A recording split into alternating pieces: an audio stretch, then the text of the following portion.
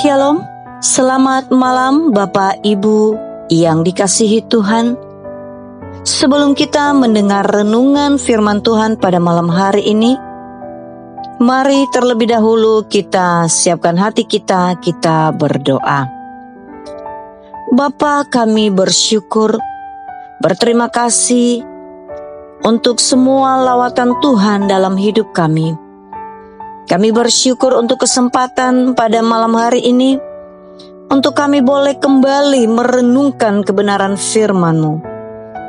Pakailah hamba-Mu yang lemah dan terbatas ini. Di dalam nama Tuhan Yesus Kristus kami sudah berdoa. Amin. Baik Bapak Ibu, kita akan membuka Alkitab kita yang terdapat di dalam Mazmur nomor 33, ayat yang pertama sampai dengan ayatnya yang ke-22. Mazmur nomor 33 ayat yang pertama sampai dengan ayatnya yang ke-22. Malam hari ini tema renungan kita yaitu Tuhan itu penolong dan perisai. Bapak Ibu yang dikasihi Tuhan, malam hari ini mari kita akan baca dalam Mazmur nomor 33 ayatnya yang ke-16. Demikian firman Tuhan, seorang raja tidak akan selamat oleh besarnya kuasa, seorang pahlawan tidak akan tertolong oleh besarnya kekuatan. Menjadi seorang pemimpin berarti memiliki kekuasaan. Seorang presiden memegang kekuasaan atas negara yang dipimpinnya. Seorang raja berkuasa penuh atas rakyat dan kerajaannya. Namun, harus kita akui bahwa besarnya kuasa seseorang tidak bisa menjamin bahwa ia akan aman 100%. Oleh sebab itu, berbagai upaya dilakukan untuk menjaga dan melindungi seorang pemimpin. Contohnya, seorang pemimpin harus ada yang namanya pengawal yang bersenjata lengkap atau bodyguard yang selalu menemani kemana saja ia pergi, dengan tujuan agar pemimpin itu tetap terlindungi dari bahaya yang sewaktu-waktu mengancam. Meskipun demikian, masih banyak terjadi seorang presiden, seorang raja, bos perusahaan, atau juga seorang panglima perang yang tewas terbunuh oleh musuh. Ini juga suatu peringatan bagi orang-orang kaya yang dalam hidupnya selalu bergantung dan mengandalkan uang atau kekayaannya. Rumah mewah dilengkapi dengan sistem penjagaan yang ketat, pagar tinggi, satpam, dan tidak jarang juga ada anjing-anjing yang berkeliaran untuk menjaga. Tetapi Bapak Ibu yang terkasih dalam Tuhan, jika maut datang menghampiri kita, merenggut nyawa kita, tak kurang jalan, dapat kita simpulkan bahwa kekuatan, kekayaan, kekuasaan, dan keperkasaan seseorang itu tidak dapat menjamin keselamatan jiwanya.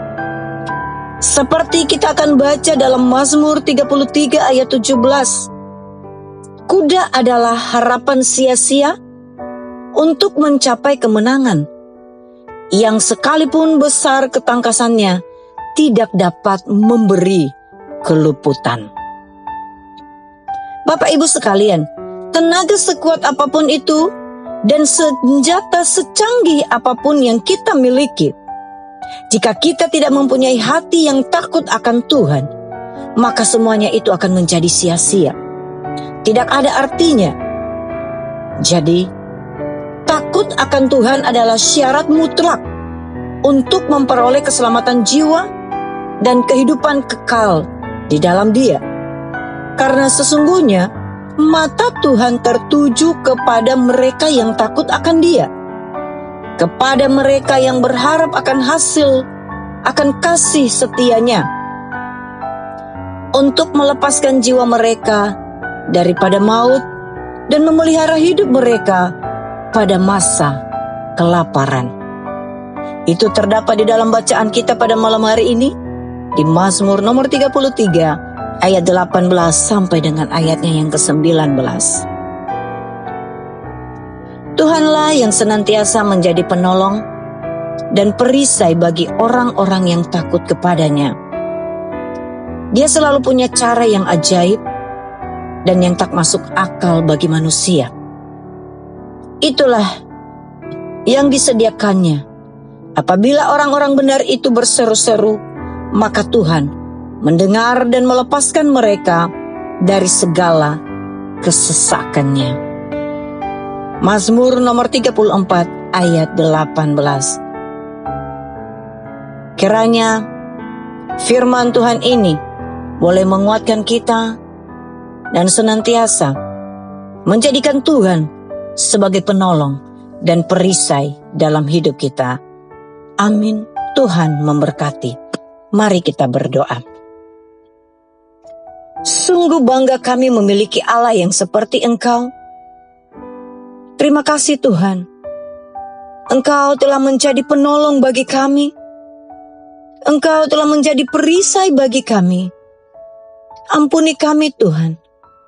Jika Engkau mendapati kami masih mengandalkan kekuatan kami sendiri, kami masih mempertaruhkan hidup kami dengan apa yang kami punya.